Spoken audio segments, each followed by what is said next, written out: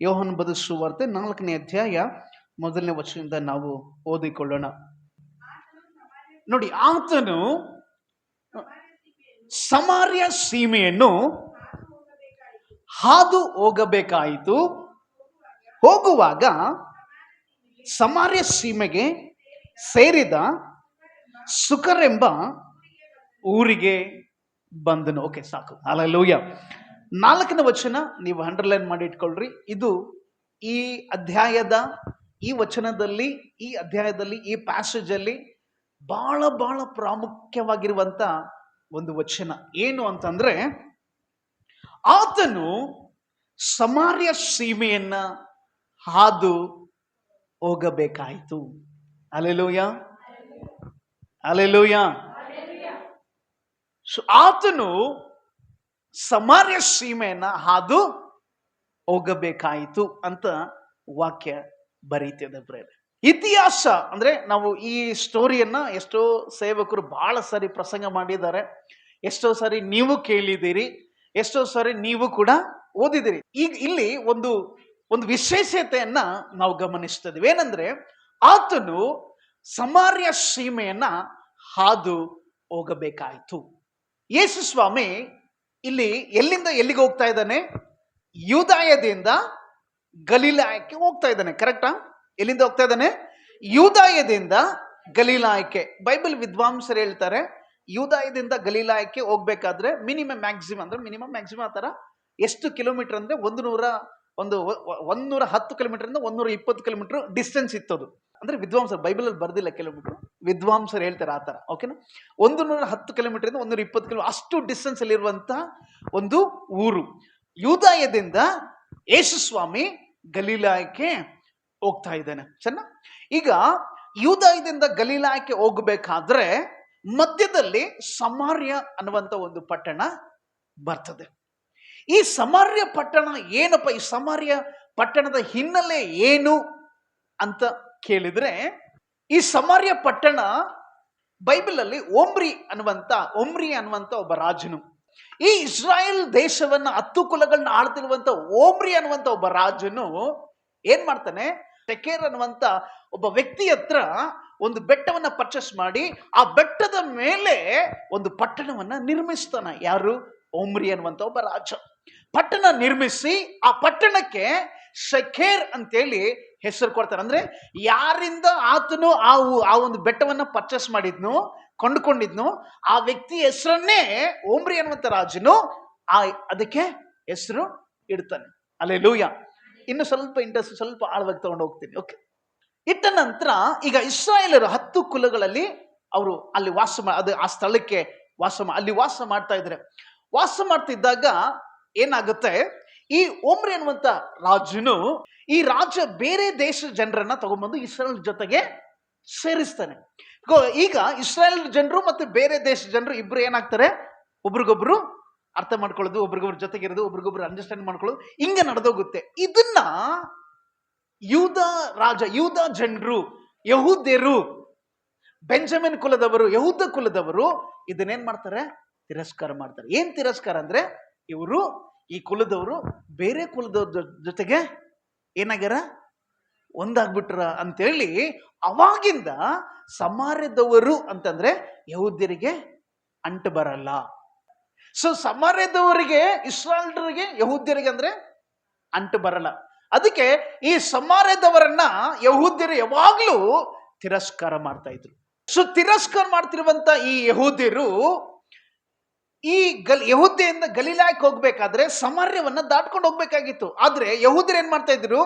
ಇವರು ಬೇರೆ ಕುಲದವರ ಜೊತೆಗೆ ಇಜ್ಜೋಡಾಗಿರೋದ್ರಿಂದ ಇವ್ರನ್ನ ಪಾಪಿಗಳು ಅಂತ ಎಣಿಸಿ ಇವ್ರೇನ್ ಮಾಡ್ತಾ ಇದ್ರು? ಯಹೂದ್ಯರು ಸಮಾರ್ಯ ಪಟ್ಟಣದ ಮುಂದೆ ಹೋಗ್ಲಾರ್ದೇನೆ ಆ ಊರನ್ನ ದಾಟಿಕೊಂಡು ಸುತ್ತ ಮಾಡಿಕೊಂಡು ಗಲಿಲಾಯಕ್ಕೆ ಹೋಗ್ತಾ ಇದ್ರು.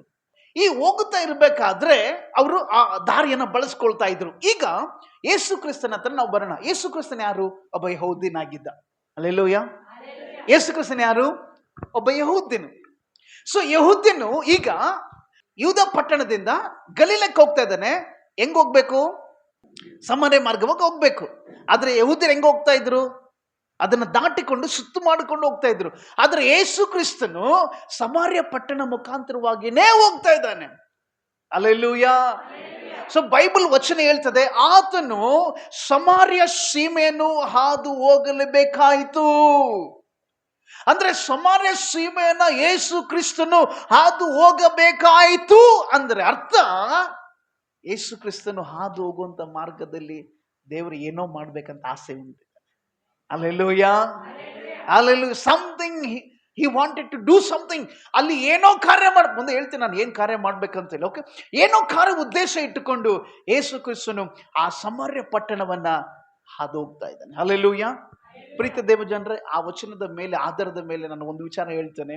ನಿನ್ನ ಜೀವಿತದಲ್ಲಿ ಯಾವುದೆಲ್ಲ ದೇವರು ಪರ್ಮಿಷನ್ ಕೊಡ್ತಾ ಇದ್ದಾನಲ್ಲ, everything is God's plan. Amen. ಪ್ರತಿ ಒಂದು ನಿನ್ನ ಜೀವಿತದಲ್ಲಿ ದೇವರ ಉದ್ದೇಶ. ದೇವರ ಉದ್ದೇಶ ಇಲ್ಲದೆ ಆತನು ಏನು ಮಾಡೋದಿಲ್ಲ. ಒಬ್ಬ ಯಹೂದ್ಯನಾಗಿ ಸಮಾರ್ಯ ಪಟ್ಟಣದ ಮುಖಾಂತರ ಹೋಗ್ತಾ ಇದ್ದಾನಂತಂದ್ರೆ ಇಡೀ ಯಹೂದ್ಯ ಕುಲಕ್ಕೆ ಅವಮಾನ ಅದು. ಆದ್ರೆ ಯೇಸು ಕ್ರಿಸ್ತನು ಆ ಅವಮಾನವನ್ನ ಮುರಿಬೇಕಂತಲೇ ಯೇಸು ಕ್ರಿಸ್ತ ಏನೇ ಮಾಡ್ತಾನೆ, ಸಮಾರ್ಯ ಪಟ್ಟಣದ ಮುಖಾಂತರವಾಗಿ ಹೋಗ್ತಾ ಇದ್ದಾನೆ. ಸೊ ಈಗ ಯಹೂದ್ಯನಾಗಿರುವಂತ ಯೇಸು ಸಮಾರ್ಯ ಪಟ್ಟಣದ ಮುಖಾಂತರವಾಗಿ ಹೋಗ್ತಾ ಇದ್ದಾನೆ. ಹಾಗಾದ್ರೆ ಸಮಾರ್ಯ ಪಟ್ಟಣಕ್ಕೆ ಯಾಕೆ ಹೋಗ್ಬೇಕಾಗಿತ್ತಲ್ಲ? ನಾರ್ಮಲ್ ಆಗಿ ಯಹೂದ್ಯರು ಹೆಂಗೆ ಹೋಗ್ತಾ ಇದ್ರು ಅದೇ ರೀತಿಯಲ್ಲಿ ಯೇಸು ಸ್ವಾಮಿ ಹೋಗ್ಬೋದಿತ್ತಲ್ಲ, ಹೋಗಿಲ್ಲ. ಯಾಕೆ ಸಮಾರ್ಯ ಪಟ್ಟಣ? ಸಮಾರ್ಯ ಪಟ್ಟಣ ಯಾಕಂತಂದ್ರೆ ಅಲ್ಲಿ ಒಬ್ಬ ಸ್ತ್ರೀಯನ್ನ ದೇವರು ಸಂಧಿಸಬೇಕಾಗಿತ್ತು. Amen, hallelujah. ಯಾವ ಸ್ತ್ರೀ? ಜನರಿಂದ ತಿರಸ್ಕಾರ ಮಾಡಿದಂಥವಳು, ಕುಲದಿಂದ ತಿರಸ್ಕಾರ ಹೊಂದಿದಂಥವಳು, ಊರಲ್ಲಿ ತಿರಸ್ಕಾರ ಹೊಂದಿದಂಥವಳು, ಊರಲ್ಲಿ ಕೆಟ್ಟ ಹೆಸರು ಇರುವಂತ ಒಬ್ಬ ಸ್ತ್ರೀ. ಆ ಯೇಸು ಆ ಸ್ತ್ರೀಯನ್ನ ಸಂಧಿಸ್ತಾರೆ. ಆ ಬೈಬಲ್ ನಾನು ಓದ್ಬೇಕಾದ್ರೆ, ಆ ಸ್ಟಡಿ ಮಾಡ್ಬೇಕಾದ್ರೆ ನನಗೆ ಬಹಳ ಇಷ್ಟವಾಗಿದ್ದು ಒಂದು ಸೆಂಟೆನ್ಸ್ ಬಹಳ ಇಷ್ಟ ಆಯ್ತು ನನಗೆ. ಒಬ್ಬ ಅದು ಬರ್ದ ಆ ಸ್ಟಡಿ ಬೈಬಲ್ ಬರೆದ ಅದು ಸೆಂಟೆನ್ಸ್ ಬಹಳ ಇಷ್ಟ ಆಯ್ತು. ಏನಂದ್ರೆ, ಯೇಸು ಸ್ವಾಮಿ ನಮ್ಮ ಜೀವಿತದ ಎಲ್ಲಾ ವಿಚಾರಗಳು ದೇವ್ರಿಗೆ ಗೊತ್ತಿದ್ರು ಕೂಡ, ನಾವೆಂಥವ್ರಂತ ದೇವ್ರಿಗೆ ಗೊತ್ತಿದ್ರು ದೇವ್ರು ನಮ್ಮನ್ನ ಭೇಟಿ ಮಾಡ್ತಾನಂತೆ. ಯೇಸು ಕ್ರಿಸ್ತನಲ್ಲಿದ್ದಂಥ ಒಂದು ಸ್ಪೆಷಲ್ ಕ್ಯಾರೆಕ್ಟರ್ ಏನು ಗೊತ್ತಾ? ನೀನು ಯಾರು ಅಂತ ಗೊತ್ತಿದ್ರು ದೇವ್ರು ನಿನ್ನ ಸಂಧಿಸ್ತಾನೆ. ಆಮೆನ್. ನೀನು ಪಾಪಿ ಆಗಿರ್ಬೋದು, ನೀನು ಸುಳ್ಳನಾಗಿರ್ಬೋದು, ಕಳ್ಳಾಗಿರ್ಬೋದು, ಏನೇ ಆಗಿರ್ಬೋದು, ಬಟ್ ನಿನ್ನನ್ನು ಸಂಧಿಸುವಂತ ದೇವರು ಯೇಸು ಆಗಿದ್ದಾನೆ. Amen, hallelujah. ಇಲ್ಲಿ ಸಮಾರ್ಯ ಪಟ್ಟಣಕ್ಕೆ ಯೇಸು ಸ್ವಾಮಿ ಬರ್ತಾ ಇದ್ದಾನೆ. ಸಮಾರ್ಯ ಪಟ್ಟಣಕ್ಕೆ ಹಾದು ಹೋಗ್ಬೇಕಾಯ್ತು ಅಂತ ವಾಕ್ಯ ಹೇಳ್ತದೆ. ಹಾಗಾದ್ರೆ ಸಮಾರ್ಯ ಪಟ್ಟಣದ ಮೇಲೆ ಹಾದು ಹೋಗಬೇಕಾಗಿರುವಂತ ಒಂದು ಅನಿವಾರ್ಯತೆ ಯೇಸುವಿಗೆ ಬಂತು. ಹಾಗಾದ್ರೆ ಯೇಸುವಿಗೆ ಅನಿವಾರ್ಯತೆ ಇದೆ, ಏನು? ಸಮಾರ್ಯ ಪಟ್ಟಣಕ್ಕೆ ಹೋಗ್ಲೇಬೇಕು. ಯಾಕೆ? ಸಮಾರ್ಯ ಪಟ್ಟಣದಲ್ಲಿ ದೇವರ ಉದ್ದೇಶ. ಆಮೇಲೆ ಸಮಾರ್ಯ ಪಟ್ಟಣದಲ್ಲಿ ಕರ್ತನ ಸುವಾರ್ತೆ, ಸಮಾರ್ಯ ಪಟ್ಟಣದಲ್ಲಿ ರಕ್ಷಣೆ, ಸಮಾರ್ಯನ ಪಟ್ಟಣದಲ್ಲಿ ದೇವರ ಉದ್ದೇಶಗಳು ನೆರವೇರ್ತಾ ಇದ್ದಾವಲ್ಲಿ.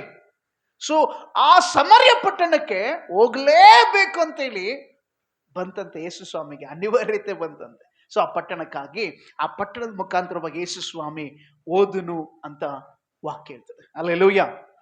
ಮುಂದೆ ವಚನ 5ನೇ ವಚನ ಓದೋಣ. ಓಕೆ, ಹೋಗಬೇಕಾಯಿತು. ಹೋಗುವಾಗ ಕೆಳಗೆ ಗಮನ ಕೊಡಿ ಅಲ್ವಾ. ಈಗ ಹೋಗ್ತಾ ಇದ್ದಾನೆ, ಎಲ್ಲಿಗೆ ಹೋಗ್ತಾ ಇದ್ದಾನೆ? ಸಮಾರ್ಯ ಪಟ್ಟಣಕ್ಕೆ ಹೋಗ್ತಾ ಇದ್ದಾನೆ ಯೇಸು ಸ್ವಾಮಿ. ಹೋಗ್ಬೇಕಾಗಿರುವಂತ ಅವಶ್ಯಕತೆ ಬಂದಿದೆ, ಅನಿವಾರ್ಯತೆ ಬಂದಿದೆ, ಹೋಗ್ತಾ ಇದ್ದಾನೆ ಯೇಸು ಸ್ವಾಮಿ. ಯೇಸು ಸ್ವಾಮಿ ಹೋಗ್ತಾ ಇದ್ದಾರೆ, ಯೇಸು ಸ್ವಾಮಿ ಜೊತೆಗೆ ಶಿಷ್ಯರು ಹೋಗ್ತಾ ಇದ್ದಾರೆ. ಈಗ ಹೋಗುವಾಗ ಅಂತ ವಚನ ಹೇಳ್ತದೆ. ಏನು ಹೋಗುವಾಗ? ಕೇಳಿ, ಎಲ್ಲಿಗೆ ಹೋಗ್ತಾ ಇದ್ದಾರೆ? ಸಮಾರ್ಯ ಪಟ್ಟಣಕ್ಕೆ ಹೋಗ್ತಾರೆ. ಎಲ್ಲಿಂದ ಹೋಗ್ತಾ ಇದ್ದಾರೆ? ಯೂದದಿಂದ ಗಲೀಲಕ್ಕೆ ಹೋಗ್ತಾ ಇದ್ದಾರೆ. ಬಟ್ ಮಧ್ಯದಲ್ಲಿ ಸಮಾರ್ಯ ಪಟ್ಟಣದ ಮುಖಾಂತರ ಹಾದು ಹೋಗ್ತಾ ಇದ್ದಾರೆ. ಯೇಸು ಸ್ವಾಮಿ ಸಮಾರ್ಯ ಪಟ್ಟಣಕ್ಕೆ ಹೋಗ್ತಿರ್ಬೇಕಾದ್ರೆ ಹೋಗುವಾಗ ಸಮಾರ್ಯ ಸೀಮೆಗೆ, ಚೆನ್ನಾಗಿ ಗಮನ ಕೊಡ್ರಿ, ಹೋಗುವಾಗ ಸಮಾರ್ಯ ಸೀಮೆಗೆ ಸೇರಿದ ಸುಕರ್ ಎಂಬ ಊರಿಗೆ ಬಂದೆನು. ಸೊ ಹೋಗುವಾಗ ಯೇಸು ಸ್ವಾಮಿ ಎಲ್ಲಿಗೆ ಬಂದಂತೆ? ಸಮಾರ್ಯ ಸೀಮೆಗೆ ಸೇರಿದ ಸುಕರ್ ಎಂಬ ಊರಿಗೆ ಬಂದನು. ಅಂದ್ರೆ ಸುಕರ್ ಅನ್ನುವಂತ ಒಂದು ಊರು ಎಲ್ಲಿಗೆ ಸೇರ್ತಾ ಇದೆ? ಸಮಾರ್ಯಕ್ಕೆ ಸೇರ್ತಾ ಇದೆ. ಸಮಾರ್ಯ ಹೆಂಗ್ ಬಂತಂತ ಹೇಳಿದ್ನಲ್ಲ ಅವಾಗ್ಲು, ಸಮಾರ್ಯ ಹೆಂಗ್ ಬಂತಂತ ಹೇಳ್ದ. ಸೊ ಸಮಾರ್ಯದವರನ್ನ ಯೂದರು ಯಾವಾಗ್ಲೂ ವೈಮನಸ್ಸು ಮಾಡಿ ಅವ್ರಿಗೆ ಅವ್ರಿಗೆ ಅವ್ರ ಜೊತೆಗೆ ಯಾವಾಗಲೂ ಒಡನಾಟ ಇರಲಿಲ್ಲ ಅವ್ರಿಗೆ. ಸೊ ಅಂತ ವ್ಯಕ್ತಿಗಳು ಅಂತ ಆ ಒಂದು ಜನಾಂಗಗಳು ಇರುವಂತ ಆ ಪಟ್ಟಣದ ಹತ್ರ ಸುಕರ್ ಅನ್ನುವಂತ ಒಂದು ಊರಿಗೆ ಯೇಸು ಸ್ವಾಮಿ ಬರ್ತಾರೆ.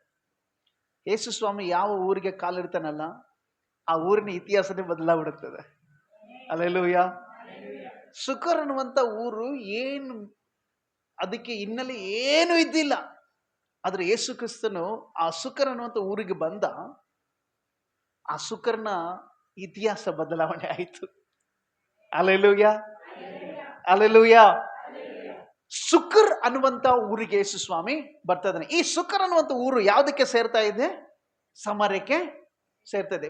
ಸಮಾರ್ಯಕ್ಕೆ ಸೇರಿದ ಸುಕರ್ ಅನ್ನುವಂತ ಊರಿಗೆ ಯೇಸು ಕ್ರಿಸ್ತನು ಬಂದ. ಯಾಕೆ ಸುಕರಿಗೆ ಬಂದ ಅಲ್ವಾ? ಸುಕರ್ ಯಾಕೆ ಅಂತ ಇತಿಹಾಸ ನಾವು ತೆಗೆದು ನೋಡಿದ್ರೆ ಅದರ ಹಿಂದ್ಗಡೆ ಕೆಲವು ರಹಸ್ಯಗಳಿದಾವೆ, ಕೆಲವು ವಾಗ್ದಾನಗಳಿದ್ದಾವೆ. ಈ ಸುಕರ್ ಅನ್ನುವಂತ ಊರು ಎಲ್ಲಿತ್ತು ಅಂದ್ರೆ ಶೆಕೆಮ್ ಅನ್ನುವಂತ ಊರ ಹತ್ರ ಇತ್ತು. ಶೆಕೆಮ್ ಕೇಳಿ, ಗಮನ ಕೊಡಿ. ಶೆಕೆಮ್ ಅನ್ನುವಂತ ಊರಿನ ಹತ್ರ ಈ ಏನು ಸುಕರ್ ಅನ್ನುವಂತ ಊರು ಇತ್ತು. ಈ ಸುಕರ್ ಅನ್ನುವಂತ ಊರ ಹತ್ರ ಎರಡು ಬಹಳ ಇಂಪಾರ್ಟೆಂಟ್ ಜಾಗಗಳಿದ್ವು. ಮೊದಲನೇದು ಏನಂತಂದ್ರೆ, ಯಾಕೋಬನು ಆ ಶೆಕೆಮ್, ಆ ಸುಕರ್ ಅನ್ನುವಂತ ಪಟ್ಟಣದ ಹತ್ರದಲ್ಲಿ ಬಂದು ಶೆಕೆಮ್ ಅನ್ನುವಂತ ಊರಿಗೆ ಬಂದು ಅಲ್ಲಿ 100 ಸೆಕೆಂಡ್ ಕೊಟ್ಟು ಏನ್ ಮಾಡ್ತಾನೆ? ಒಂದು ಜಾಗವನ್ನ ಪರ್ಚೇಸ್ ಮಾಡ್ತಾನೆ. ಕೇಳಿ, ಗಮನ ಕೊಡಿ. ಯಾಕೋಬನ್ನು ಪರ್ಚೇಸ್ ಮಾಡಿ ಆ ಪಟ್ಟಣದಲ್ಲಿ, ಆ ಸೆಕೆಮ್ ನಲ್ಲಿ ಒಂದು ಯಜ್ಞವೇದಿ ಕಟ್ಟಿ ಏನಂತ ಹೇಳ್ತಾನೆ ಗೊತ್ತಾ? ಇಸ್ರಾಯೇಲಿನ ದೇವರೇ ನಮ್ಮ ದೇವರು ಅಂತೇಳಿ ಅದಕ್ಕೆ ಹೆಸರಿಟ್ಟು ದೇವರನ್ನ ಆರಾಧನೆ ಮಾಡ್ತಾನೆ. ಯಾರು? ಯಾಕೋಬ. ಯಾಕೋಬ ಯಾರು? ದೇವರು ಆರಿಸಿಕೊಂಡಂತ ಜನಾಂಗದ ಮೂಲ ಪಿತೃ. ಅಲ್ಲೆಲೂಯ. ಇದು ಬಹಳ ಇಂಪಾರ್ಟೆಂಟ್. ದೇವರು ನಾನು ನಿಮ್ಗೆ ಕಾನಾನ್ ದೇಶ ಕೊಡ್ತೀನಂತ ಅಬ್ರಾಮನಿಗೆ ಕರೆದ್ನಲ್ಲ, ಅಬ್ರಾಮನು ಕೂಡ ಊರ್ ದೇಶವನ್ನು ಬಿಟ್ಟು ಬಂದ ಮೇಲೆ ಫಸ್ಟ್ ಆತ ಬಂದಿದ್ದ ಊರು ಶೆಕೆಮ್. ಆಮೆನ್. ಅದೇ ಶೆಕೆಮಿಗೆ ಯಾಕೋಬನು ಮತ್ತೆ ಬರ್ತಾ ಇದ್ದಾನೆ. ಎಲ್ಲಿಂದ? ಅವನು ಲಾಭನ ಮನೆಯಿಂದ ಅವ್ರ ಮಾವ ಅವನಿಗೆ ಮೋಸ ಮಾಡಿ, ಅವ್ರ ಅತ್ತೆ ಮಾವ ಅವನಿಗೆ ಮೋಸ ಮಾಡಿದ ಮೇಲೆ ಇಲ್ಲಿರೋದು ಬೇಡ ಅಂತ ಹೇಳಿ ಅಲ್ಲಿಂದ ಓಡಿ ಬರ್ತಾನೆ. ಓಡಿ ಮಧ್ಯದಲ್ಲಿ ಅವ್ರ ಅಣ್ಣನ ಎದುರುಗೊಳ್ತಾನೆ. ಯಾರು? ಏಸವನನ್ನ ಎದುರುಗೊಳ್ತಾನೆ. ಏಸವನ ಒಂದಿಷ್ಟು ಏಸವನಿಗೆ ಅವನಿಗೆ ಫ್ರೆಂಡ್ಶಿಪ್ ಆಗಿ ಇವರೆಲ್ಲರೂ ಎಲ್ಲಿಗೆ ಬರ್ತಾನೆ? ಶೆಕೆಮಿಗೆ ಬರ್ತಾರೆ. ಶೆಕೆಮಿಗೆ ಬಂದು, ಈ ಶೆಕೆಮು ಯಾವುದು? ಕಾನಾನ್ ದೇಶಕ್ಕೆ ಸೇರಿದ್ದು. ಅಲ್ಲೆಲೂಯ. ಕಾನಾನ್, ಶೆಕೆಮ್, ಸುಕರ್ ವಾಗ್ದಾನ ಪ್ರಿಯ. ಅದು ವಾಗ್ದಾನದ ದೇಶವಾಗಿತ್ತು. ಅದು ವಾಗ್ದಾನ ದೇಶ. ಯಾಕೋಬನು ಆ 100 ಸೆಕೆಂಡ್ ಕೊಟ್ಟು ಪರ್ಚೇಸ್ ಮಾಡಿ ಅಲ್ಲಿ ಆ ಸ್ಥಳದಲ್ಲಿ ಯಾಕೋಬನ ಸಂತತಿ ಅವರೆಲ್ಲರೂ ಆಸ್ತಿ ಎಲ್ಲ ಸೇರಿ ಅಲ್ಲಿ ವಾಸ ಮಾಡ್ತಾರೆ. ಇನ್ನೊಂದು ಬಹಳ ಇಂಪಾರ್ಟೆಂಟ್, ನಾನು ನಿಮ್ಗೆ ಅದು ಹೇಳ್ಬೇಕು. ಇನ್ನು 2 ಇಂಪಾರ್ಟೆಂಟ್ ಇದೆ, ಆ ಎರಡನ್ನೂ ಹೇಳ್ತೀನಿ. ಮೊದಲನೇ ಇಂಪಾರ್ಟೆಂಟ್. ಎರಡನೇದಾಗಿ ಏನ್ ಇಂಪಾರ್ಟೆಂಟ್ ಅಂದ್ರೆ, ಈ ಸ್ಥಳವನ್ನ ಯಾರು ಈ ಸ್ಥಳವನ್ನ ತಗೊಂಡು ಯಾಕೋಬನ್ ತಗೊಂಡಿದ್ನಲ್ಲ, ಯಾಕೋಬನು ತಗೊಂಡ ಮೇಲೆ ಈ ತೆಗೆದುಕೊಂಡಂತ ಸ್ಥಳವನ್ನ ಯೋಸೇಫನಿಗೆ, ಅಂದ್ರೆ ಯಾಕೋಬನ ಮಕ್ಕಳಲ್ಲಿ ಬಹಳ ಪ್ರೀತಿ ಮಾಡಿ ನಿಲುವಂಗಿ ಮಾಡಿಕೊಟ್ಟಿದ್ನಲ್ಲ ಯೋಸೇಫನಿಗೆ, ಆ ಯೋಸೇಫನಿಗೆ ಗಿಫ್ಟ್ ಆಗಿ ಕೊಡ್ತಾನೆ ಇದನ್ನ. Amen, hallelujah. ಯೋಸೇಫನ ಮಕ್ಕಳಿಗೆ ಗಿಫ್ಟ್ ಆಗಿ ಕೊಡ್ತಾನೆ ಯಾಕೋಬನು. ಗಿಫ್ಟ್ ಆಗಿ ಕೊಟ್ಟಂತ ಈ ಸ್ಥಳದಲ್ಲಿ ಯಾಕೋಬನು, ಇನ್ನೊಂದು ವಿಶೇಷತೆ, ಯಾಕೋಬನ ಆ ಸ್ಥಳದಲ್ಲಿ ಒಂದು ಬಾವಿಯನ್ನ ತೋಡ್ತಾನೆ. ಅದಕ್ಕೆ ಜಾಕೋಬ್ಸ್ ವೆಲ್ ಅಂತ ಹೇಳ್ತಾರೆ, ಯಾಕೋಬನ ಬಾವಿ ಅಂತ ಹೇಳ್ತಾರೆ. ಸೊ ಆ ಬಾವಿಯನ್ನ ತೋಡ್ತಾನೆ. ಇವತ್ತಿಗೂ ಕೂಡ ಆ ಬಾವಿ ಇದೆ. ದೇವರ ವಾಗ್ದಾನಗಳು ಒಂದ್ಸಲ ಮಾಡಿದಾನಂತಂದ್ರೆ ಯಾವತ್ತು ಹೋಗಲ್ಲ. ಆಮೇಲೆ ಈ ಶೆಕೆಮ್, ಈ ಸುಕರ್ ಅನ್ನೋ ಪಟ್ಟಣದಲ್ಲಿ ಆ ಜಾಗದ ಸ್ಥಳದಲ್ಲಿ ವಿಶೇಷತೆ ಇನ್ನೊಂದೇನಂತಂದ್ರೆ, ಆ ಸ್ಥಳದಲ್ಲಿ ಸತ್ತು ಹೋದಂತ ಯೋಸೇಫನ ಎಲುಬುಗಳನ್ನ ತೆಗೆದುಕೊಂಡು ಬಂದು ಇಸ್ರಾಯೇಲ್ ಜನರು ಆ ಶೆಕೆಮ್ನಲ್ಲಿ ಏನ್ ಮಾಡ್ತಾರೆ? ಸಮಾಧಿ ಮಾಡ್ತಾರೆ. ಏನ್ ಸ್ಟೋರಿ ಹಿಂದ್ಗಡೆ ಅಂತಂದ್ರೆ, ಯಾಕೋಬನು ಶೆಕೆಮ್ನಲ್ಲಿ ವಾಸ ಮಾಡ್ತಿರ್ಬೇಕಾದ್ರೆ ಏನ್ ಮಾಡ್ತಾರೆ? ಅಣ್ಣ ತಮ್ಮಂದಿರು, ಯಾಕೋಬನ ಮಕ್ಕಳಲ್ಲಿ ಎಲ್ಲ ಅಣ್ಣ ತಮ್ಮರು ಸೇರಿ ಯೋಸೇಫನನ್ನ ಮಾರ್ಬಿಡ್ತಾರೆ. ಎಲ್ಲಿಗೆ? ಐಗುಪ್ತ ದೇಶಕ್ಕೆ ಮಾರ್ತಾರೆ. ಐಗುಪ್ತ ದೇಶಕ್ಕೆ ಹೋದಂತ ಯೋಸೇಫನ ಅಲ್ಲಿ ಪ್ರಧಾನಮಂತ್ರಿ ಆಗ್ತಾನೆ. ಪ್ರಧಾನಮಂತ್ರಿ ಆದಾಗ ಅವಾಗ ಇಲ್ಲಿ ಯಾಕೋಬನ ಸಂತತಿ ಈ ಏರಿಯಾದಲ್ಲಿ ಬರಗಾಲ ಬರ್ತದೆ. ಊಟ ಇರಲ್ಲ. ಈ ಊಟಕ್ಕೋಸ್ಕರ ಇವ್ರೇನ್ ಮಾಡ್ತಾರೆ, ಐಗುಪ್ತಕ್ಕೆ ಹೋಗ್ತಾರೆ. ಎಲ್ಲಿ, ಯಾರ ಹತ್ರ? ಯೋಸೆಫನ ಹತ್ರ. ಯೋಸೆಫನ್ ನೋಡಿ, ಅರೆ ಇವರೆಲ್ಲ ನಮ್ಮ ಅಣ್ಣ ತಮ್ಮರೆಲ್ಲ, ನಮ್ಮ ಅಪ್ಪ ಇವರೆಲ್ಲ ಅವ್ರಿಗೆಲ್ಲ ಊಟದೆಲ್ಲ ಕೊಡ್ತಾರೆ. ಕೊಟ್ಟು ಫರೋ ರಾಜನ ಹತ್ರ ಮಾತಾಡಿ, ನನ್ನ ಅಣ್ಣ ನನ್ನ ತಂದೆ ಅಣ್ಣ ಎಲ್ಲದರ ಅವ್ರಿಗೆಲ್ಲ ಸಂತತಿಗೋಸ್ಕರ ಒಂದು ಜಾಗ ನಾನು ಐಗುಪ್ತ ದೇಶದಲ್ಲಿ ನೀನು ಇಡಬೇಕು ಅಂತೇಳಿ ಅವ್ರನ್ನೆಲ್ಲರನ್ನ ಬರಮಾಡ್ಕೊಂಡು ಅವ್ರನ್ನೆಲ್ಲ ಕಾಪಾಡ್ಕೊಳ್ತಾ ಇರ್ಬೇಕಾದ್ರೆ ಅವರು ಬೆಳೀತಾ ಬರ್ತಾರೆ. ಫರೋ ರಾಜ ಏನ್ ಮಾಡ್ತಾನೆ, ಅರೆ ಇಸ್ರೇಲ್ ಜನರನ್ನ ಇದೇ ತರ ಬಿಟ್ಬಿಟ್ರೆ ಇವ್ರು ನನ್ನ ತಿರುಗಿ ನನಗೆ ವಿರುದ್ಧವಾಗ್ತಾರೆ ಅಂತೇಳಿ ಬಿಟ್ಟಿ ಕೆಲಸ ಮಾಡೋದಕ್ಕೋಸ್ಕರನ ಹಿಡಿತಾನೆ, ಬಿಟ್ಟಿ ಕೆಲಸ ಮಾಡಿಸ್ತಾ ಇರ್ತಾನೆ. ಆ ಟೈಮಲ್ಲಿ ಮೋಶೆ ಅನ್ನುವಂಥ ಒಬ್ಬ ವ್ಯಕ್ತಿ ಎಬ್ಬಿಸಿ ದೇವರು ಆ ಇಸ್ರೇಲ್ನ ಬಿಡುಗಡೆ ಮಾಡ್ತಾನೆ. ಆ ಬಿಡುಗಡೆ ಮಾಡೋಕ್ಕಿಂತ ಮುಂಚೆ ಯೋಸೇಫನ ಪ್ರಧಾನಮಂತ್ರಿ ಆಗಿದ್ನಲ್ಲ, ಅವಾಗಲೇ ಯೋಸೇಫನ ಹೇಳಿದ್ದ ಏನಂತ, ಒಂದು ದಿನ ನೀವು ಈ ಐಗುಪ್ತ ದೇಶವನ್ನ ಬಿಟ್ಟೋಗ್ತೀರಿ, ಬಿಟ್ಟೋಗ್ಬೇಕಾದ್ರೆ ಸುಮ್ಮನೆ ಹೋಗ್ಬಾರ್ದು, ನನ್ನ ಸತ್ತ ಎಲುಬುಗಳನ್ನೇ ತಗೊಂಡೋಗ್ಬೇಕಂತ ಹೇಳಿದ್ದ. ಹಲ್ಲೆಲೂಯಾ. ಆ ಇಸ್ರಾಯೇಲ್ ಜನರನ್ನ ಮೋಶೆ ಬಿಡಿಸ್ಕೊಂಡು ಬರ್ಬೇಕಾದ್ರೆ ಅವರು ಆಸ್ತಿ ಸಂಪತ್ತೇನು ಎಲ್ಲದರ ಜೊತೆಗೆ ಯೋಸೇಫನ ಎಲುಬುಗಳನ್ನ ತಗೊಂಡ್ಬಂದ್ರಂತೆ. ಅವರು ತಗೊಂಡ್ ಬಂದು ಎಲ್ಲಿ ಉಣ್ಣಿಟ್ರಂತೆ? ಶೇಕೆಮ್ನಲ್ಲಿ. ಎಲ್ಲಿ? ಸುಕರ್ ಅನ್ನುವಂಥ ಊರಿನ ಪಕ್ಕದಲ್ಲಿ, ಜಸ್ಟ್ ಹಂಗೆ. ಇದೆಲ್ಲ ನಾನು ಹೇಳ್ತಾ ಇರೋದು ಜಸ್ಟ್ 1 ಕಿಲೋಮೀಟರ್ 2 ಕಿಲೋಮೀಟರ್ ಅಷ್ಟೇನೆ. ಓಕೆ. ಸೊ ಆ ರೀತಿಯಾಗಿ ಆ ಸುಕರ್ ಅನ್ನುವಂಥ ಅಕ್ಕಪಕ್ಕದಲ್ಲಿ ಅಲ್ಲಿ ಅವನು ಹಾಗಾದ್ರೆ ಸುಕರ್ನ ಅಕ್ಕಪಕ್ಕದಲ್ಲಿರುವಂತ ಪಟ್ಟಣ, ಆ ಸ್ಥಳದಲ್ಲಿ ಏನೇನಿತ್ತು? ಮೊದಲನೇದಾಗಿ ಯಾಕೋಬನು ಸ್ವಂತವಾಗಿ ಹಣ ಕೊಟ್ಟು ತೆಗೆದುಕೊಂಡ ಸ್ಥಳ ಇತ್ತು. ಎರಡನೇದಾಗಿ ಬಾವಿ ಇತ್ತು. ಮೂರನೇದಾಗಿ ಯೋಸೆಫನ ಸಮಾಧಿಯಲ್ಲಿದೆ. ನಾಲ್ಕನೇದು ಅಲ್ಲಿ ಏನಿತ್ತು? ಯಾಕೋಬನು ಆ ಸ್ಥಳವನ್ನ ಯೋಸೆಫನಿಗೆ ಗಿಫ್ಟ್ ಆಗಿ ಒಂದು ಬಹುಮಾನ ಕೊಟ್ಟಿರುವಂತ ಒಂದು ಸ್ಥಳ. ಈ ಸುಕರ್ ಅನ್ನುವಂತ ಜಾಗಕ್ಕೆ ಯೇಸು ಸ್ವಾಮಿ ಬರ್ತಾ ಇದ್ದಾನೆ. ಹಾಗಾದ್ರೆ ಯೇಸು ಸ್ವಾಮಿ ಎಲ್ಲಿಗೆ ಬಂದ? ವಾಗ್ದಾನ ಸ್ಥಳಕ್ಕೆ ಬರ್ತಾ ಇದ್ದಾನೆ. ಹಲ್ಲೆಲೂಯಾ.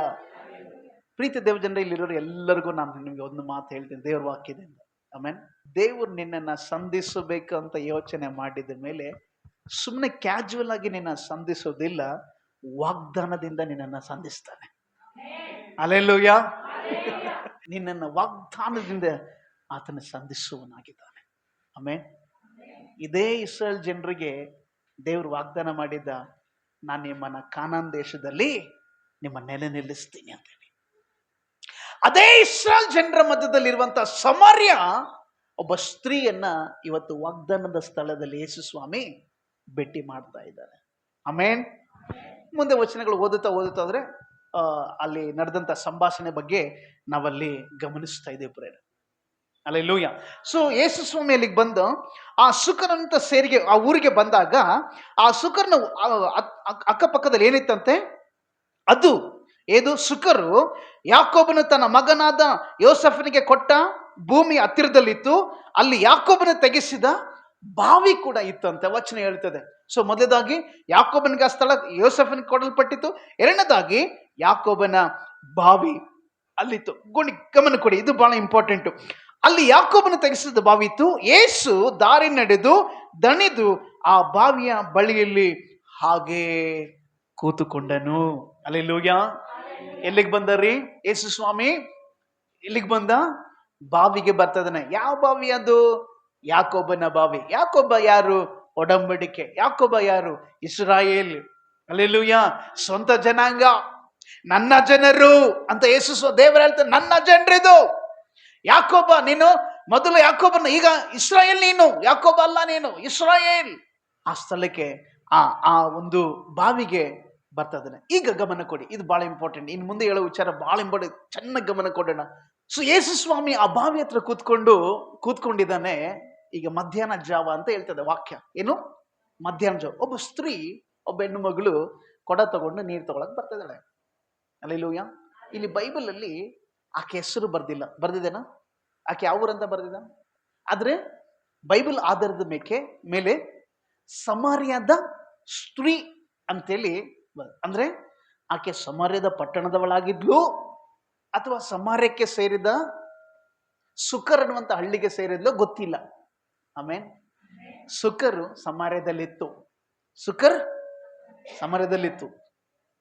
ಸೊ ಸಮಾರ್ಯದಲ್ಲಿದ್ದಂತ ಸುಕರ್ ಪಟ್ಟಣಕ್ಕೆ ಸೇರಿದಂತ ಈ ಸ್ತ್ರೀ ಇಲ್ಲಿಗೆ ಬರ್ತಾ ಇದ್ದಾಳೆ ಯಾಕೋಬನ ಬಾವಿಗೆ. ಎದಕ್ಕೋಸ್ಕರ? ನೀರು ತೆಗೆದುಕೊಳ್ಳೋಕ್ಕೋಸ್ಕರ. ಹಲ್ಲೆಲೂಯಾ.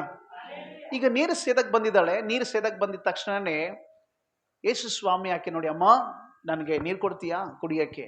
ಆಕೆ ಏನಂತ ಹೇಳ್ತಾಳೆ, ಯೇಸು ಸ್ವಾಮಿ ಕಡೆ ತಿರುಗಿ, ನೀನು ಯಹೂದ್ಯನು, ನಾನು ಸಮಾರ್ಯದವಳು. ನೀನು ಯಹೂದ್ಯ, ನಾನು ಸಮಾರ್ಯ. ಸೊ ಆಕೆ ಬಂದು, ನೀನು ಯಹೂದ್ಯನು, ನಾನು ಸಮಾರ್ಯದವಳು, ಮಾತಾಡೋದೇ ಇಲ್ಲ, ಮತ್ತೆ ಅದರಲ್ಲಿ ನೀನು ನೀರು ಕೇಳ್ತಾ ಇದ್ದಿ. ಆಕೆಗೆ ಶಾಕ್ ಆಗ್ತಾ ಇದೆ. ಅವಾಗ ಯೇಸು ಸ್ವಾಮಿ ಒಂದು ಮಾತು ಹೇಳ್ತದೆ, ಏನಂದ್ರೆ, ನನಗೆ ನೀನು ನೀರು ಕೊಡು ಅಂತ ಕೇಳಿದ ತಕ್ಷಣ ಆಕೆ ಹೇಳ್ತಾಳೆ, ಓಕೆ 9, ಯಹೂದ್ಯರಿಗೂ ಸಮಾರ್ಯದವರಿಗೂ ಬಳಕೆರಲಾಗಿ ಆ ಸಮಾರ್ಯದವಳು ಹೇಳ್ತಾಳೆ ಆತನಿಗೆ, ಯಹೂದ್ಯನಾದ ನೀನು ಸಮಾರ್ಯದವಳಾದ ನನ್ನನ್ನು ನೀರಿಗೆ ಬೇಡುವುದು ಹೇಗೆ ಎಂದು ಕೇಳಿದ. ಅದಕ್ಕೆ ಯೇಸು, ದೇವರು ಕೊಡುವ ವರವೇನೆಂದು ಕುಡಿಯುವುದಕ್ಕೆ ನೀರು ಕೊಡು ಎಂದು ನಿನಗೆ ಹೇಳಿದವನು ಯಾರೆಂಬುದು ನಿನಗೆ ತಿಳಿದಿದ್ದರೆ ನೀನೇನ್ ಮಾಡ್ತಿದ್ದೆ? ನನಗೆ ನೀನು ಅವನನ್ನ ಬೇಡಿಕೊಳ್ಳುತ್ತಿದ್ದಿ, ಅವನ್ ನಿನಗೆ ಜೀವಕರಾದ ನೀರನ್ನು ಕೊಡುತ್ತಿದ್ದೇನಂತ ವಾಕ್ಯ ಹೇಳ್ತೆ. ಯೇಸು ಸ್ವಾಮಿ ಹೇಳ್ತೇನೆ, ನೋಡಮ್ಮ, ನಾನು ನಿನಗೆ ನೀರು ಕೊಡಮ್ಮ ಅಂತ ಕೇಳಿದೆ ಅಷ್ಟೇ, ಬಟ್ ನೀರು ಕೊಡು ಅಂತ ಯಾರು ಕೇಳಿದಾರಲ್ಲ ಆತನು ಯಾರು ಅಂತ ನಿನಗೆ ಗೊತ್ತಾದ್ರೆ ನೀನೇ ನನಗೆ ನೀರು ಕೇಳ್ತಾ ಇದ್ದಿ. ಯಾಕೆ? ನಾನೇ ಜೀವಕರವಾದಂತ ನೀರು ಅಂತ ಯೇಸು ಸ್ವಾಮಿ ಹೇಳ್ತೇನೆ. Hallelujah, hallelujah. ನಾನೇ ಜೀವಕರವಾದಂತ ನೀರು ಆಗಿದ್ದೇನೆ. ಅವಾಗ ಆಕೆ ಹೇಳ್ತಾಳೆ, ಆ ಜೀವಕರವಾದ ನೀರು ಸ್ವಾಮಿ ಮತ್ತೆ ನನಗೂ ಕೊಟ್ಬಿಟ್ರೆ ಬಹಳ ಒಳ್ಳೇದಲ್ಲ. ಇಲ್ಲಿ ಇಷ್ಟು ದೂರ ನಾನು ನೀರಿಗೆ ತಗೊಳ್ಳೋಕೆ ಬರೋದು ನನಗೆ ಅವಶ್ಯಕತೆ ತಪ್ತದೆ. ಈ ಯಹೂದ್ಯರು ನಮ್ಮನ್ನ ಈ ರೀತಿಯಾಗಿ ಏನು ನಮ್ಮನ್ನ ವೈರಿಗಳಂತೆ ನೋಡೋದು ತಪ್ತದೆ. ಇಲ್ಲಿಗೆ ಬರೋದೇ ತಪ್ತದಲ್ಲ, ನಮ್ಗೆ ಆ ನೀರು ಕೊಟ್ಬಿಟ್ರೆ ಒಳ್ಳೇದಲ್ಲ ಅಂತೇಳಿ ಆ ಸ್ತ್ರೀ ಹೇಳಿದಾಗ ಯೇಸು ಸ್ವಾಮಿ ಒಂದು ಸೈಲೆಂಟ್ ಆಗಿ ಒಂದು ಮಾತು ಹೇಳ್ತಾನೆ. ಏನಂತ? ಅಮ್ಮ ಆಯ್ತು, ಆ ನೀರು ಬೇಕಾ? ನೀನೇನ್ ಮಾಡು, ಹೋಗಿ ನಿಮ್ಮ ಯಜಮಾನ್ರ ಕರ್ಕೊಂಡ್ ಬಾ, ನನಗೆ ಯಜಮಾನ್ರು ಯಾರಿಲ್ಲ ಅಂತ ಹೇಳ್ತಾಳೆ ಆಕೆ. ಯೇಸು ಸ್ವಾಮಿ ಹೇಳ್ತಾನೆ, ಕರೆಕ್ಟ್, ನಿನಗೆ ಯಜಮಾನ್ರು ಗಂಡ ಇಲ್ಲ, ನನಗೆ ಗಂಡ ಇಲ್ಲ ಅಂತ ಹೇಳಿದಂತ ಸ್ತ್ರೀಯನ್ನ ಯೇಸು ಸ್ವಾಮಿ ಹೇಳ್ತಾರೆ, ಹೌದು ನಿನಗೆ ಗಂಡ ಇಲ್ಲ, ಈಗ ಇರುವಂತ ವ್ಯಕ್ತಿ 5ನೇ ವ್ಯಕ್ತಿ ಇದನ್ನಲ್ಲ, ಆತನು ನನಗೆ ಗಂಡನಲ್ಲ ಅಂತ ಹೇಳಿದ ತಕ್ಷಣ ಆಕೆ ಸಡನ್ ಆಗಿ ಆಕೆಯ ಪಾಪದ ಜೀವಿತವನ್ನ ಡೈವರ್ಟ್ ಮಾಡೋದಕ್ಕೋಸ್ಕರ ಯೇಸು ಸ್ವಾಮಿನ ಏನಂತ ಹೇಳ್ತಾಳೆ ಗೊತ್ತಾಕೆ? ನೀನ್ ಮೋಸ್ಟ್ಲಿ ಪ್ರವಾದಿ ಆಗಿರ್ಬೇಕನ್ನೋ. ಏನು? ನೀನ್ ಮೋಸ್ಟ್ಲಿ ಪ್ರವಾದಿ ಆಗಿರ್ಬೇಕು. ಆದ್ರೆ ಯೆರೂಸಲೇಮಲ್ಲಿ ದೇವರ ಆಲಯ ಇದೆ, ಅಲ್ಲಿಗೆ ಮಾತ್ರ ಹೋಗ್ಬೇಕಲ್ಲ ಆರಾಧನೆ ಮಾಡಕ್ಕೆ ಅಂತೇಳಿ ಯೆರೂಸಲೇಮ್ ಕಡೆಗೆ ಯೇಸು ಸ್ವಾಮಿ ಡೈವರ್ಟ್ ಮಾಡ್ತಿದ್ದಾಳೆ. ಆಕಿನೇ ಮಾಡ್ತಿದ್ದಾಳೆ ಡೈವರ್ಟ್. ಯೇಸು ಸ್ವಾಮಿ ಜೀವಕರವಾದ ನೀರ ಬಗ್ಗೆ ಮಾತಾಡ್ತಾ ಇದ್ದಾನೆ, ಆಕೆ ಡೈವರ್ಟ್ ಮಾಡ್ತಾಳೆ ಯೇಸು ಸ್ವಾಮಿ ಎಲ್ಲಿಗೆ? ಯಾಕೆ? ಆಕೆಯ ಪಾಪದ ಜೀವಿತವನ್ನ ಆಕೆ ಮನೆ ಮಾಸ್ತಾ ಇದ್ದಾಳೆ. ಆಕೆ ಗೊತ್ತಿಲ್ವಾ ಆಕೆ ಪಾಪದ ಜೀವಿತ? ಯೇಸು ಸ್ವಾಮಿಗೆ ಗೊತ್ತಿದ್ದೇ ಆಕೆನ ವಿಸಿಟ್ ಮಾಡ್ತಾ ಇದ್ದಾನೆ ದೇವರು. Amen, hallelujah.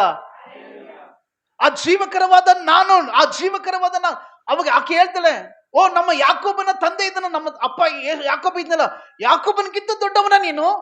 ಯಾಕೆ? ಅವನು ಬಾವಿನ ತೆಗೆದಿದ್ದು, ಯಾಕೋಬನ ಸಂತತಿ ಎಲ್ಲ ಇದೇ ನೀರು ಕುಡ್ದಿದ್ದಾನೆ, ಅವರ ಪ್ರಾಣಿಗಳೆಲ್ಲ ಇದೇ ನೀರು ಕುಡ್ದಿದ್ದಾರೆ, ಅಲ್ಲಿ ಇಸ್ರಾಯೇಲ್ರೆಲ್ಲ ಇದೇ ನೀರು ಕುಡ್ದಿ ಬದುಕಿದ್ದಾರೆ, ಅವನಕ್ಕಿಂತಲೂ ದೊಡ್ಡವನ? ಯೇಸು ಹೇಳ್ತಾನೆ, ಹೌದು ಅವನಕ್ಕಿಂತಲೂ ದೊಡ್ಡವನಿದ್ದಾರೆ. ಅವನು ನೀರು ಕೊಟ್ಟ, ಈ ನೀರು ಕುಡಿದ್ರೆ ನಿಮಗೆ ದಾಹ ಆಗ್ತದೆ, ಆದ್ರೆ ನಾನು ನಿನಗೆ ನೀರು ಕೊಡ್ತೀನಿ, ಇನ್ನು ಮುಂದೆ ನಿನಗೆ ದಾಹ ಆಗೋದೇ ಇಲ್ಲ. Hallelujah, hallelujah. ಯಾಕೋಬನು ಕೊಟ್ಟಂತ ನೀರು ದಾಹ ಆಗ್ತದೆ, ನಾನು ಕೊಡುವಂತ ನೀರು ನಿನಗೆ ದಾಹ ಆಗೋದಿಲ್ಲ. ನಾವು ಮನೇಲಿ ಏನ್ ನೀರು ಕುಡಿತೀವಲ್ಲ ಖಂಡಿತ ದಾಹ ಆಗ್ತದೆ, ಆದ್ರೆ ಪ್ರತಿ ಸಂಡೆ ಏನ್ ವಾಕ್ಯಲ್ಲಿ ಕೇಳ್ಕೊಂಡು ಹೋಗ್ತಿಲ್ಲ, ಈ ದಾಹ ನಿನ್ನ ಜೀವಿತದಲ್ಲಿ ರಕ್ಷಣೆನ ಕೊಡ್ತದೆ, ನಿತ್ಯ ಜೀವ. ದಾಹ ಬರದೇ ಇಲ್ಲ ನಿನಗೆ. Hallelujah, hallelujah. ಸೊ ಆ ಸ್ತ್ರೀ ಹತ್ರ ಯೇಸು ಸ್ವಾಮಿ ಹೇಳ್ತಾನೆ, ಆ ನೀರು, ಆ ಜೀವಕರವಾದ ನೀರನ್ನ ನಾನು ಕೊಡುವನಾಗಿದ್ದೇನೆ. ಆ ಜೀವಕರವಾದ ನೀರು ನನ್ನಲ್ಲಿ ಬರ್ತದೆ ಅಂತೇಳಿ ಯೇಸು ಸ್ವಾಮಿ ಆ ಸ್ತ್ರೀಗೆ ಹೇಳ್ತೇನೆ. ಆಕೆ ಆ ಪಾಪದ ಜೀವಿತವನ್ನು ಯೇಸು ಸ್ವಾಮಿ ಹೇಳಿದ ತಕ್ಷಣ ಗಮನ ಕೊಡಿ. ತುಂಬಾ ನನಗೆ ಬಹಳ ಇಷ್ಟವಾದಂತ ಒಂದು ಆ ಭಾಗ ಏನಂದ್ರೆ, ಆಕೆ ಏನ್ ಮಾಡಿದ್ಲು ಗೊತ್ತಾ? ಆಕೆ ಸ್ಥಿತಿಯನ್ನ ದೇವ್ರು ಹೇಳಿದ ತಕ್ಷಣ ಆಕೆ ತಂದಿರುವಂತ ಕೊಡನ ಅಲ್ಲಿ ಬಿಟ್ಟು ಸ್ಟ್ರೈಟ್ ಆಗಿ ಎಲ್ಲಿಗೆ ಹೋಗ್ತದಾಳೆ? ಪಟ್ಟಣಕ್ಕೆ ಹೋಗ್ತದಾಳೆ. ಆಮೇಲೆ ಪಟ್ಟಣಕ್ಕೆ ಹೋಗಿ ಸುಮ್ಮನೆ ಇದ್ಲ, ಏನ್ ಮಾಡಿದ್ಲು? ಆಕೆ ಹೇಳಿದಂತ ಮಾತು ನನಗೆ ಬಹಳ ಇಷ್ಟ. ಅಂದ್ರೆ ಎಷ್ಟು ಬೇಗ ಯೇಸು ಸ್ವಾಮಿನ ಆಕೆ ಅರ್ಥ ಮಾಡ್ಕೊಂಡು ಏನ್ ಹೇಳಿದ್ ಗೊತ್ತಾಕೆ? ಅಂದ್ರೆ ನಾವು ಆ ಸ್ಥಾನದಲ್ಲಿ ಖಂಡಿತ ನಾವು ಹಂಗೆ ಹೇಳ್ತಿರ್ಲಿಲ್ಲ, ಬಟ್ ಆಕೆ ಹೇಳಿದ್ದು ಬಹಳ ಒಂದು ನಿಜವಾಗ್ಲೂ ಒಂಥರ ಮನ ಚುಚ್ಚುವಂತ ಒಂದು ಮಾತು ಆಕೆ ಹೇಳ್ತಾಳೆ. ಏನ್ ಗೊತ್ತಾ? ಹೋಗಿ ಆ ಸಮರ ಪಟ್ಟಣಕ್ಕೆ ಹೋಗಿ ಅಲ್ಲಿ ಜನರಿಗೆ ಏನಂತ ಹೇಳ್ತಾಳೆ, ಬನ್ರಿ ನಾನು ಒಬ್ಬ ವ್ಯಕ್ತಿನ ನಿಮ್ಗೆ ಪರಿಚಯ ಮಾಡಿಸ್ತೀನಿ, ಆ ವ್ಯಕ್ತಿ ಇಡೀ ನನ್ನ ಜೀವನದಲ್ಲಿ ನಡೆದೆಲ್ಲವನ್ನ ನಾನು ಏನ್ ಮಾಡ್ತೀನಿ ಎಲ್ಲ ಹೇಳಿದ್ದಾನೆ ಅಂತ ಹೇಳ್ತಾಳೆ ಆಕೆ. ಅಂದ್ರೆ ಆಕೆಯ ಪಾಪದ ಜೀವಿತವನ್ನ ಮರೆಮಾಚಲಾರದನೆ ಹೇಳ್ಕೊಳ್ತಾ ಇದ್ದಾಳೆ ಆಕೆ. ಎಂತ ಪಾಪದ ಜೀವಿತದಲ್ಲಿದ್ದಂತ ನನ್ನ ವಿಷಯದಲ್ಲಿ ಯೇಸು ಸ್ವಾಮಿ ಹೇಳಿದ್ದಾನೆ, ಆತನ ಬಂದು ನೋಡ್ರಿ ನೀವು. ಯೇಸು ಸ್ವಾಮಿ ಇದನ್ನ ಹೋಗ್ರಿ ಅಂತ ಹೇಳಿಲ್ಲ, ಒಳ್ಳೆ ವಾಕ್ಯ ಹೇಳ್ತಾನೆ ಆತ ಅಂತ ಹೇಳಲಿಲ್ಲ, ಅಲ್ಲಿಗೆ ಹೋದ್ರೆ ಪ್ರೇಯರ್ ಮಾಡಿದ್ರೆ ಒಳ್ಳೆ ಬಿಡುಗಡೆ ಆಗತ್ತಂತ ಆಕೆ ಹೇಳಲಿಲ್ಲ, ಅಲ್ಲಿಗೆ ಹೋದ್ರೆ ಆಶೀರ್ವಾದ ಬರ್ತದ ಅಂತ ಹೇಳಲಿಲ್ಲ. ಅಲ್ಲಿ ಒಬ್ಬ ಒಳ್ಳೆ ಪ್ರವಾದಿ ಬಂದನಂತ ಹೇಳಲಿಲ್ಲ ಆಕೆ. ಅಲ್ಲಿ ಒಬ್ಬ ಒಳ್ಳೆ ದೇವರ ಸೇವಕ ಬಂದಿದ್ದಾನಂತ ಹೇಳಲಿಲ್ಲ. ಆಕೆ ಹೇಳಿದ್ದೇನು ಗೊತ್ತಾ? ನನ್ನ ಪಾಪದ ಜೀವಿತವನ್ನ ಎಲ್ಲವನ್ನ ಹೇಳ್ಬಿಟ್ಟಿದ್ದಾನೆ. ಆತನ ಬಂದು ನೋಡ್ರಿ. ಇನ್ನೊಂದು ವಿಚಾರ ಏನ್ ಗೊತ್ತಾ? ಆಕೆ ಹೇಳ್ತಾಳೆ, ಆತನೇ ಬರಬೇಕಾಗಿರುವಂತ ರಕ್ಷಕನು ಅಂತ ನನಗನಿಸ್ತದೆ ಅಂತ ಹೇಳ್ತಾಳೆ. Hallelujah, hallelujah, hallelujah. ನನ್ನ ಪಾಪದ ಜೀವಿತ, ಆಕೆ ಪಾಪದ ಜೀವಿತ ಎಲ್ಲ ಹೇಳಿ, ಆಕೆ ಪಾಪದ ಜೀವಿತ ಆ ಊರಿನವರು ಯಾರಿಗೂ ಗೊತ್ತಿಲ್ಲ ಆಕೆ ಯಾರಂತ ಹೇಳಿ. ಗೊತ್ತಿತ್ತು. ಆ ಊರಿನಲ್ಲಿ ಆಕೆ ಯಾರಂತ ಎಲ್ಲರಿಗೂ ಗೊತ್ತಿತ್ತು. ಅಷ್ಟು ಪಾಪದಲ್ಲಿದ್ದಂತ ಆ ಸ್ತ್ರೀಯನ್ನ ಯೇಸು ಸ್ವಾಮಿ ಇಲ್ಲಿ ಸಂಧಿಸ್ತಾ ಇದ್ದಾರೆ. ಹಲ್ಲೆಲೂಯಾ. ಸಂಧಿಸಿ ಹೇಳ್ತಾನೆ, ಅಮ್ಮ ನೀರು ಕೊಡು. ನಾನು ಕೊಡಲ್ಲ ನೀರು, ನಿನಗೂ ನನಗೆ ಆಗಲ್ಲ. ನೀನು ಕೊಡಲ್ವಾ? ನಾನು ಕೊಡ್ತೀನಿ ನೀರು, ಜೀವಕರವಾದ ನೀರು. ಹಲ್ಲೆಲೂಯಾ. ಆ ನೀರು ಕುಡಿದ್ರೆ ನಿನಗೆ ಹಸಿವೆ ಆಗ್ತದೆ, ಈ ನೀರು ಕುಡಿದ್ರೆ ಹಸಿವೆ ಆಗಲ್ಲ. ಹೋಗು, ಈ ಜೀವಕರ ವಿಷಯದ ನೀರಿನ ವಿಷಯದಲ್ಲಿ ಹೋಗಿ ನಿಮ್ಮ ಯಜಮಾನ್ ಕರ್ಕೊಂಬ, ಹೇಳ್ತೀನಿ ಅವರಿಗೂ ಕೂಡ. ಸ್ವಾಮಿ ಅವೆಲ್ಲ ಕೇಳ್ಬೇಡ, ಅವ್ರು ಯಾರಿಲ್ಲ. ಇಲ್ಲ, ಕರೆಕ್ಟ್ ನೀವು ಹೇಳಿದ್ದು. ಆಕೆ ವಿಚಾರ ಪಾಪದ ಜೀವಿತ ಎಲ್ಲ ಯೇಸು ಸ್ವಾಮಿ ಹೇಳಿದಾಗ ಇದೇ ಪಾಪದ ಜೀವಿತನ ಸೇಮ್ ಕಟ್ ಅಂಡ್ ಪೇಸ್ಟ್ ಹೋಗಿ ಮಾಡ್ತಾಳಲ್ಲಿ. ಪ್ರೀತಿ ದೇವ ಜನರೇ, ನಮ್ಮ ಜೀವಿತದಲ್ಲಿ ನಮ್ಮ ಪರಿಸ್ಥಿತಿಯನ್ನ ದೇವರು ಯೇಸು ಸ್ವಾಮಿ ಚೆನ್ನಾಗಿ ಅರ್ಥ ಮಾಡ್ಕೊಂಡಿದ್ದಾರೆ. ಹಾಗಾದ್ರೆ ಸ್ತ್ರೀಯನ್ನ ದೇವರು ಯಾವ ರೀತಿ ಸಂಧಿಸಿದ? ಪಾಪದಲ್ಲಿ ಇದ್ದಂತ ಸ್ತ್ರೀಯನ್ನ ದೇವರು ಸಂಧಿಸ್ತಾರೆ. ಅಂದ್ರೆ ಪಾಪದಲ್ಲಿ ಇದ್ದಾಳೆ ಅಂತೇಳಿ ಯೇಸು ಸ್ವಾಮಿಗೆ ಚೆನ್ನಾಗಿ ಗೊತ್ತಿದ್ದು ಆ ಹೆಣ್ಮಗಳನ್ನ ದೇವರು ಸಂಧಿಸ್ತಾರೆ. ಹಾಗಾದ್ರೆ ಪ್ರೀತಿ ದೇವ ಜನರೇ, ನಿನ್ನ ವೈಯಕ್ತಿಕ ಪರಿಸ್ಥಿತಿ ದೇವರಿಗೆ ಚೆನ್ನಾಗಿ ಗೊತ್ತಿದೆ. ಆದರೂ ನೀನು ಸೋತೋಗ್ಬೇಡ, ಆದ್ರೂ ನಿರಾಶೆ ಆಗಬೇಡ. ಯಾಕೆ ಗೊತ್ತಾ? ದೇವರು ನಿನ್ನನ್ನು ಸಂಧಿಸುವನಾಗಿದ್ದಾನೆ. ಆಮೆನ್.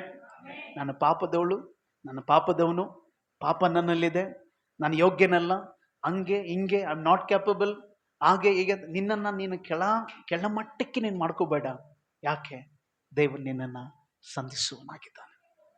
ಸೊ ನನ್ನ ಜೀವಿತ ಎಲ್ಲ ಹೇಳಿದೆ. ಬನ್ನಿ ನೋಡ್ರಿ, ಆಗ ಊರಿನವರೆಲ್ಲರೂ ಬರ್ತಾರೆ. ಊರಿನವರೆಲ್ಲ ಬಂದು ಯೇಸುವನ್ನ ನೋಡ್ತಾರೆ. ಯೇಸು ಅಲ್ಲಿಂದ ವಾಕ್ಯ ಹೇಳಕ್ಕೆ ಶುರು ಮಾಡ್ತಾರೆ. ಅವಾಗ ಕೊನೆಗೆ ಆ ಸಮಾರ್ಯ ಪಟ್ಟಣದವರು ಒಂದು ಮಾತು ಹೇಳ್ತಾರೆ. ಏನಂತ ಗೊತ್ತಾ? ಇನ್ನು ಮೇಲೆ ನಾವು ದೇವರ ಮೇಲೆ ನಂಬಿಕೆ ಇಟ್ಟಿರೋದು ನೀನು ಹೇಳಿದಂತ ಮಾತುಗಳಿಂದ ಅಲ್ಲ. ಆ ಸ್ತ್ರೀಗೆ ಹೇಳ್ತಾರೆ, ನೀನು ಬಂದು ಹೇಳ್ದಲ್ಲ, ಅದರಿಂದ ನಾವು ಈತನ ಮೇಲೆ ನಂಬಿಕೆ ಇಟ್ಟಿಲ್ಲ. ನಾವು ಬಂದು ಈತನ ವಾಕ್ಯ ಕೇಳಿ ನಾವೇನ್ ನಂಬಿದೀವಲ್ಲ, ಆ ನಂಬಿಕೆ, ಆ ಮಾತುಗಳ ಮೇಲೆ ನಾವು ನಂಬಿಕೆ ಇಟ್ಟಿದ್ದೀವಿ ಅಂತೇಳಿ ಇಡೀ ಸಮಾರ್ಯ ಪಟ್ಟಣದಲ್ಲಿ ಅನೇಕ ಜನರು ದೇವರನ್ನ ನಂಬಿದ್ರಂತೆ. Hallelujah, hallelujah, hallelujah. ಯೇಸು ಸ್ವಾಮಿ ಬಗ್ಗೆ ಆ ಸ್ತ್ರೀ ಹೋಗಿ ಹೇಳಕ್ಕೆ ಎಷ್ಟು ದಿನ ತಗೊಂಡ್ಲ? ಎಷ್ಟು ದಿನ ತಗೊಂಡ್ಲು?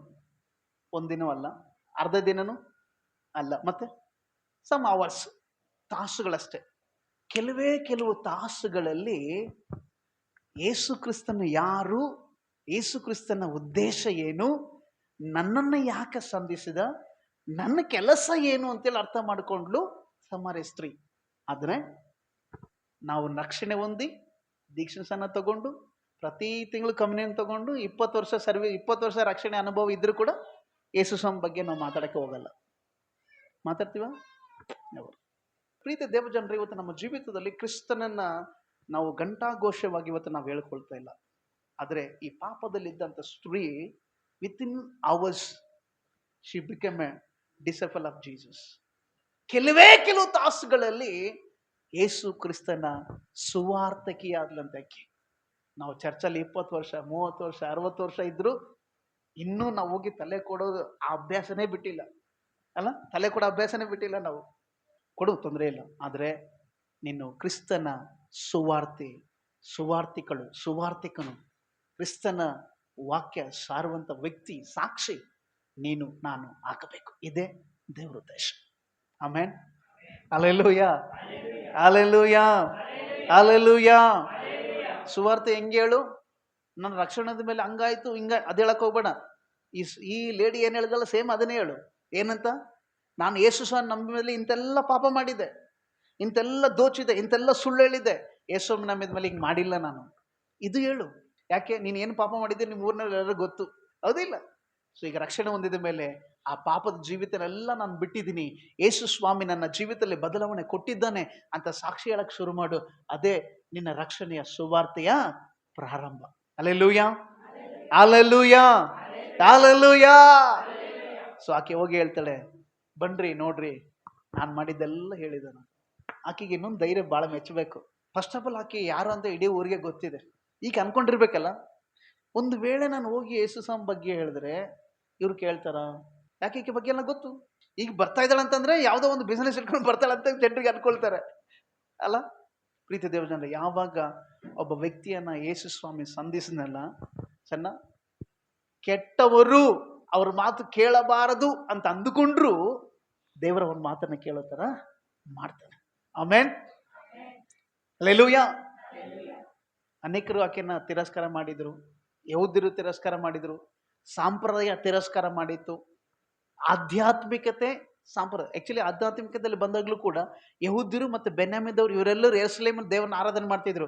ಬಟ್ ಇಸ್ರಾಯೇಲರಿಗೆ ಆರಾಧನೆ ಮಾಡ್ಲಿಕ್ಕೆ ಜಾಗ ಇರಲಿಲ್ಲ. ಅದಕ್ಕೆ ಗೆರಿಜಿಮ್ ಅಂತೇಳಿ ಒಂದು ಬೆಟ್ಟದಲ್ಲಿ ಒಂದು ಸಣ್ಣದೊಂದು ಗುಡಾರ ಹಾಕೊಂಡು ಅಲ್ಲಿ ಆರಾಧನೆ ಮಾಡ್ತಿದ್ರು ಅವರು. ಯಾರು? ಸಮಾರ್ಯದವರು. ಗೆರಿಜಿಮ್ ಅಂತೇಳಿ, ಗೆರಿಜಿಮ್ ಅನ್ನೋ ಒಂದು ಸ್ಥಳದಲ್ಲಿ ಇವರು ಒಂದು ಸಣ್ಣ ಗುಡಾರ ಹಾಕೊಂಡು ಆರಾಧನೆ ಮಾಡ್ತಿದ್ರು ಅವರು ಇಸ್ರಾಯೇಲರು. ಯಾಕೆ? ಯಹೂದ್ಯರಲ್ಲಿ ಬರಕ್ ಕೊಡ್ತಿರ್ಲಿಲ್ಲ ಯೆರೂಸಲೇಮಿಗೆ. ಸೊ ಇಂಥ ತಿರಸ್ಕಾರದಲ್ಲಿ ಇದ್ದಂತ ಈ ಸಹೋದರಿ ಯೇಸುವನ್ನ ಸಂಧಿಸಲು, ನಿತ್ಯ ಜೀವನ ಹೊಂದಿಕೊಂಡ್ಲು, ನಿತ್ಯ ಜೀವದ ಸುವಾರ್ತೆಯನ್ನ ಪ್ರಾರಂಭ ಮಾಡಿದ್ರು. Hallelujah, hallelujah, hallelujah, hallelujah. ಹಾಗಾದ್ರೆ ದೇವರು ಇವತ್ತು ನನ್ನನ್ನು ನಿನ್ನನ್ನು ಬದಲಾಯಿಸುವಂತ ದೇವರಾಗಿದೆ. ನೀನೆಂಥದ್ದೇ ಪರಿಸ್ಥಿತಿಯಲ್ಲಿ ಇರು, ನೀನೆಂಥದ್ದೇ ಪಾಪದಲ್ಲಿ ಇರು, ನೀನೆಂಥದ್ದೇ ಸೋತೋಗಿರಂಥ ಸ್ಥಿತಿಯಲ್ಲಿ ನೀನಿರ್ಬಹುದು, ಎಂಥದ್ದೇ ಏನಪ್ಪ ಅಂದ್ರೆ ತಿರಸ್ಕಾರದಲ್ಲಿ ನೀನಿರ್ಬಹುದು, ಆದರೆ ದೇವರು ನಿನ್ನನ್ನು ಸಂಧಿಸ್ತಾನೆ. ಎಲ್ಲಿ ಸಂಧಿಸ್ತಾನೆ? ವಾಗ್ದಾನದ ಸ್ಥಳದಲ್ಲಿ. ವಾಗ್ದಾನ ಎಲ್ಲಿ? ಕಾನಾನ್, ಶೆಕೆಮ್. ಶೆಕೆಮ್ ಏನು? ಗಿಫ್ಟ್, ಬಾವಿ, ನೀರು, ಜೀವಕರವಾದ ನೀರು. ಯಾಕೋಬನ ಕೊಟ್ಟ ಬದುಕಲಿಕ್ಕೋಸ್ಕರ, ಯೇಸು ಕ್ರಿಸ್ತನ ಕೊಟ್ಟ ಇಡೀ ಜೀವನ ಕಾಲಕ್ಕೆಲ್ಲ. ಹಲ್ಲೆಲೂಯಾ. ಹಾಗಾಗಿ ಪ್ರೀತಿ ದೇವ ಜನರೇ, ಇವತ್ತು ನಾವು ಆ ಸಮಾರ್ಯ ಸ್ತ್ರೀ ವಿಷಯದಲ್ಲಿ ವಾಕ್ಯ ಕೇಳಿದ್ದೀವಿ. ಯಾಕೆ ದೇವರು ಆ ಸುಕರ್ ಪಟ್ಟಣಕ್ಕೆ ಬಂದ? ಆ ಸುಕರ್ನ ಈ ಸ್ತ್ರೀ ಯೇಸು ಸ್ವಾಮಿಗೆ ಬಹಳ ಇಂಪಾರ್ಟೆಂಟ್ ಆಗಿತ್ತು. ಹಾಗಾದ್ರೆ ಇವತ್ತು ಇಲ್ಲಿ ಕೂತಂತ ಒಬ್ಬೊಬ್ಬ ವ್ಯಕ್ತಿ, ಬ್ರದರ್ ಸಿಸ್ಟರ್ ಯಾರ್ಯಾರಿದ್ದೀರಲ್ಲ, ನೀವೆಲ್ಲರೂ ದೇವರಿಗೆ ಬೇಕಾದಂಥವರೇ. ಆಮೆನ್. ನೀನು ಸುಕರಲ್ಲಿರು, ಸಮಾರ್ಯದಲ್ಲಿರು, ಗೆರಿಜಿಮ್ ಎಲ್ಲದ್ರೂ ಇರು, ಬಟ್ ದೇವರು ನಿನ್ನನ್ನು ಸಂಧಿಸ್ತಾನೆ. ಹಲ್ಲೆಲೂಯಾ. ಸೊ ಹಾಗಾಗಿ ಅಂತ ಪಾಪಿಯಾದಂಥ ಸ್ತ್ರೀಯನ್ನ ಯೇಸು ಸ್ವಾಮಿ ಸಂಧಿಸಿದ, ತನ್ನ ಮಗಳಾಗಿ ಬದಲಾಯಿಸಿದ. ಇವತ್ತು ನಿನ್ನ ಜೀವಿತನೂ ಕೂಡ ದೇವರು ಸಂಧಿಸಿ ಬದಲಾಯಿಸಿ ತನ್ನ ಆಶೀರ್ವಾದವಾಗಿ ದೇವರು ನಿನ್ನನ್ನ ಮಾಡಲಿಕ್ಕೆ ಸಾಧ್ಯ. ಇಡೀ ಊರೇ ರಕ್ಷಣೆ ಹೊಂದಂತೆ. ಯಾರ ಮುಖಾಂತರ? ಒಬ್ಬ ಸ್ತ್ರೀ. ಇನ್ನೊಂದು ಲಾಸ್ಟ್ ಒಂದು ಸ್ಟೇಟ್ಮೆಂಟ್ ಮಾಡಿ ನಾನು ವಾಕ್ಯ ಮುಗಿಸ್ತೀನಿ. ಯಾವ ಸ್ತ್ರೀಯಿಂದ ಇಡೀ ಊರು ಹಾಳಾಗ್ತಿತ್ತು, ಅದೇ ಸ್ತ್ರೀಯಿಂದ ಇಡೀ ಊರು ಅವೇನ್ ಚಪ್ಪಳೆ ತಟ್ಟಣ ದೇವರಿಗೆ. ಹಲ್ಲೆಲೂಯಾ. ಹೌದಾ? ಯಾವ ಸ್ತ್ರೀಯಿಂದ ಇಡೀ ಊರೇ ಕೆಟ್ಟದನ್ನಿಸ್ತಾ ಇತ್ತು, ಅದೇ ಸ್ತ್ರೀನ ದೇವರು ಉಪಯೋಗ ಮಾಡಿಕೊಂಡು ಇಡೀ ಊರಿಗೆ ಸುವಾರ್ತೆಯನ್ನು. ಕೆಟ್ಟವನಂತ ನಿನ್ನನ್ನು ಯಾರಾದರೂ ಹೇಳ್ತಾ ಇದ್ರೆ, ನಿನ್ನ ಕೆಲಸಕ್ಕೆ ಬರದವಳಂತ ಯಾರಾದ್ರೂ ನಿನ್ನ ಮೇಲೆ ಹೇಳ್ತಾ ಇದ್ರೆ, ದೇವರಿಗೆ ಸ್ತೋತ್ರ ಮಾಡು. ಒಂದು ದಿನ ಬರ್ತದೆ, ದೇವರು ನಿನ್ನನ್ನು ಉಪಯೋಗ ಮಾಡಿಕೊಂಡು ಯಾರು ಕೆಟ್ಟೋರಂತಂದ್ರಲ್ಲ ಅವ್ರನ್ನೇ ದೇವ್ರ ಬಳಿಗೆ ಕರಲಿಕ್ಕೆ ದೇವರು ಉಪಯೋಗ ಮಾಡಿಕೊಳ್ಳಿಕ್ಕಿದ್ದಾನೆ. ಆಮೇಲೆ ದೇವ್ರ ನಮ್ಮೆಲ್ಲರನ್ನ ಆಶೀರ್ವಾದ ಮಾಡಲಿ.